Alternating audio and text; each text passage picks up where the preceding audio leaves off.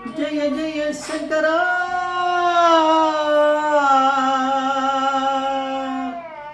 ஹர ஹர சங்கரா ஜெய ஜெய சங்கரா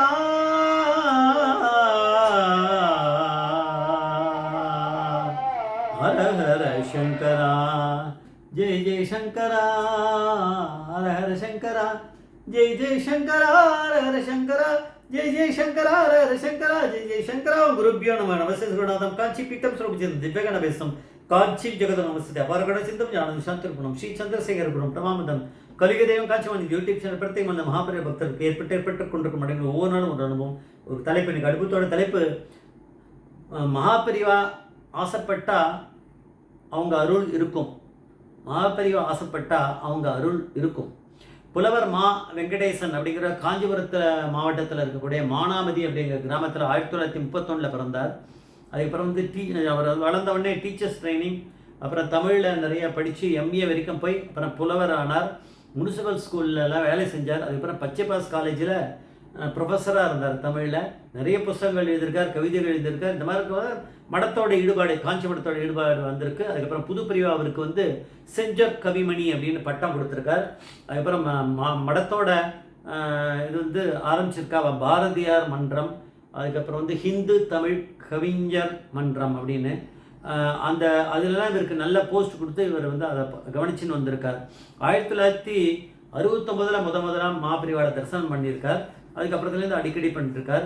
1987 ஹிந்து தமிழ் கவிஞர் மாநாடு அப்படின்னு சொல்லிட்டு காஞ்சிபுரத்தில் நடந்திருக்கு. அது ஒரு 50 பேர் கவிஞர்கள்லாம் பார்ட்டிசிபேட் பண்ணலாம். அதில் இவர் பார்ட்டிசிபேட் பண்ணாரா இல்லை அவள்லாம் ஆர்கனைஸ் பண்ணி கூட்டின்னு வந்தாரான்றது தெரியல. இந்த கவிஞர் ஏன்னா இவர் தான் லீடு, அதனால் தெரியல. ஆனால் அந்த என்ன பண்ணலாம், அவள்லாம் முதல்ல புதுப்பிரிவா ஊரில் இல்லை வேறு எங்கேயோ வெளியூருக்கு போயிருக்காருனால பாலப்பிரிவா இதை நடத்துவார் இந்த இதை கான்ஃபரன்ஸை அப்படின்னு சொல்லி ஏற்பாடு பண்ணியிருக்கா. ஆனால் மகாபரிவாளை தரிசனம் பண்ணி வச்சுட்டு அப்புறம் இங்கே கூட்டின்னு வரலான்னு எல்லாரையும் கூட்டு போயிருக்காரு. 50 பேரையும் அந்த வெங்கடேசன், மா வெங்கடேசன். அப்போ பெரியவா முன்னாடி உட்காந்துட்டு சொன்னாராம், நீங்களாம் பெரிய கவிஞர்கள், எனக்கு அதை பற்றி ஒன்றும் தெரியாது, ஆனால் நீங்கள் பரமேஸ்வரன் பற்றி ஒரு சின்னதாக ஒரு கவிதை எல்லாரும் எழுதி வாசித்து காமிக்க முடியுமா அப்படின்னாராம். எல்லாரும் கொஞ்சம் யோசிச்சாலாம்.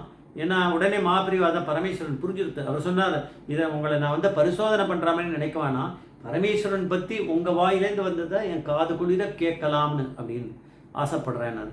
அதில் 30 பேர் ஒத்துண்டு 30 பேர் பண்ணாலாம். அந்த கவிதைகள்லாம் அவளே வாசித்தாலாம். பெரியவா ரொம்ப புலகாங்கீதம் அடித்து சந்தோஷப்பட்டார் அப்படின்னா அதை முடிஞ்சுடுத்து. இப்போ கான்ஃபரன்ஸும் அதை முடிஞ்சுடுத்து. அதெல்லாம் எல்லாரும் ஊருக்கு போய் சேர்ந்தா. ஒரு 10 நாள் ஆனவனே திடீர்னு மகாபரிவா கூப்பிட்டுருக்கார்.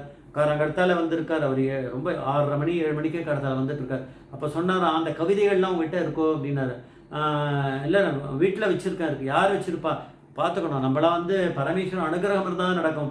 திடீர்னு அதை கூட எங்கேயாவது இப்படி போட்டுட்டோம், தொலைஞ்சு போயிடுத்தா என்ன பண்ணுறது, பத்திரமா வச்சுருந்துருக்கார் அந்த வெங்கடேசன். அப்புறம் அதெல்லாம் நீ என்ன பண்ணு, எனக்காக ஒரு காரியம் பண்ணு, இன்னைக்கு சிவராத்திரி ஒரு 2000 காப்பி போட்டுறாரு, சின்ன சின்ன புக்காக அந்த கவிதைகளை அந்த பக்தர்கள்லாம் வருவாள் சிவராத்திரிக்கு. அந்த எல்லா கோவில்லையும் நம்ம காஞ்சிபுரத்தில் இருக்கக்கூடிய சிவன் கோவிலில் போய் அவளுக்கெல்லாம் அதை விநியோகம் பண்ண முடியுமா அப்படின்னா, மகாபரிவா அனுகிரகம் இருந்தால் நான் பண்ணிடுறேன் அப்படின்னாராம். சரி போயிட்டு வா அப்படின்னு சொன்னாராம். அதுக்கான பணத்தெல்லாம் மடத்தில் கொடுத்துருப்பா. இவரும் எடுத்துகிட்டு இருப்பார் பணத்தை. இவரோட எடுத்துன்னு போனார். உடனே வீட்டுக்கு போயிட்டு, அவர் காஞ்சிபுரத்தில் தான் வீடு, போயிட்டு 9 மணிக்குள்ளேயே 9 மணிக்கிட்ட வந்துட்டார். ஒரு பிரிண்டிங் ப்ரெஸ் யார் இதை பண்ணுவான்னு அவருக்கு தோன்றதா அவருக்கு பழக்கமான இதை வந்தார். அங்கே இதை பற்றி கொடுத்தாராம். கொடுத்து இதெல்லாம் போடணும், 2000 பிரிண்ட் போகணும். அவர் சொன்னாரா, இதெல்லாம் அச்சு கோத்து நான் இதெல்லாம் பிரிண்ட்டு போடுறதுக்குன்னா நிச்சயம் 1.5 நாளாவது பிடிக்கும். அப்போ நாளைக்கு மத்தியானம் தான் நான் கொடுக்க முடியும், நீங்கள் இன்றைக்கே ஒன்றுன்னு கேட்குறல எப்படி கொடுக்க முடியும் அப்படின்னாராம். உடனே அவர் சொன்னார், மகாபரிவா காஞ்சிபுரம் இருக்கார் இல்லையா, ஆமாம்மா, அவர் ஆசைப்படுறாரு இதை எல்லாருக்கும் விநியோகம் பண்ணணும் இன்றைக்கி சிவராத்திரி. அப்போ அவர் சொன்னாராம், அந்த இவர் பிரிண்டிங் ப்ரெஸ்ஸு அவர் வச்சுருக்க பிரிண்டர் சொன்னாராம், மகாபரிவா ஆசைப்படுறாங்களா, மகாபரிவா ஆசைப்பட்டால் அவங்க அருள் இருக்கும்.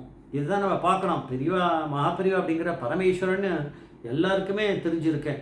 அவர் பிரிண்டிங் ப்ரெஸ்காரர் சொல்கிறார், மகாபரிவா சொன்னாரா அப்படின்னு, அவங்க ஆசைப்பட்டால் அவங்க அருள் இருக்கும் அப்படின்னு அவருக்கு நம்பிக்கை இருக்குது. அதனால் உடனே எடுத்தாராம்.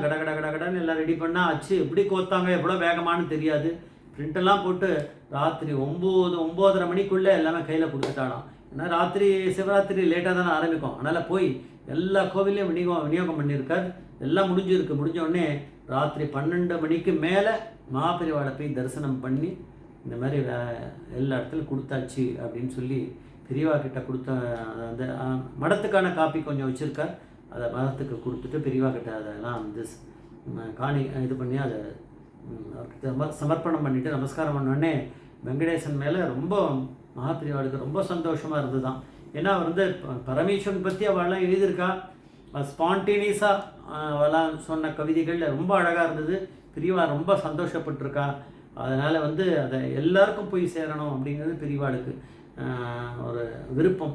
அது வந்து எப்படி நடந்திருக்கு, இப்போது 2000 காப்பி நிச்சயமாக அந்த காலத்தில் அன்றைக்கி இருந்த டெக்னாலஜியில் போட்டிருக்கவே முடியாது. ரொம்ப கஷ்டப்பட்டிருப்பா. அவர் சொல்லிட்டாராம் ப்ராக்டிக்கலாக. ஏன்னா இவரை நல்லா தெரியும் வெங்கடேசன் அந்த பிரிண்டர் கண்ணல் தான் அங்கே போயிருக்காரு. இருந்தாலும் அவர் சொல்லியிருக்காரா, இது நாளைக்கு மத்தியானம் தான் கொடுக்க முடியும், 1.5 நாளாவது டைம் ஓடும் இதெல்லாம் அச்சு கோக்கிறதுக்கு. எல்லாம் தமிழ் வார்த்தைகள் சிலெல்லாம் மாறி மாறி வரையும் எழுதியிருப்பா. அதெல்லாம் உள்ளே கொண்டு போய் தலைப்பு கொடுத்து அதுக்கு பண்ணுறதுக்குள்ளே ஒரு வழியாயிடும். ஆனால் இதெல்லாம் நிஜமாகவே அவர் சொன்ன மாதிரி மகாபெரிவா ஆசைப்பட்டா இல்லை, அதை நம்ம மாற்றிக்கணும். மகாபெரியாவுடைய சங்கல்பம் இருந்தால் நடந்துடும். அதுதான் மகாபெரிவா ஆசைப்பட்டால் அவங்க அருள் இருக்குன்னு சொன்னது மாதிரி நடந்திருக்கு. எல்லாருக்கும் இது மாதிரி இதெல்லாம் பரமேஸ்வரன் நினச்சிருக்கார். சிவராத்திரி அன்னைக்கு நடந்திருக்கு. ஜெய் ஜெய் சங்கர சங்கர். மகாபெரிய பாதமே சரணம். மகாபெரிய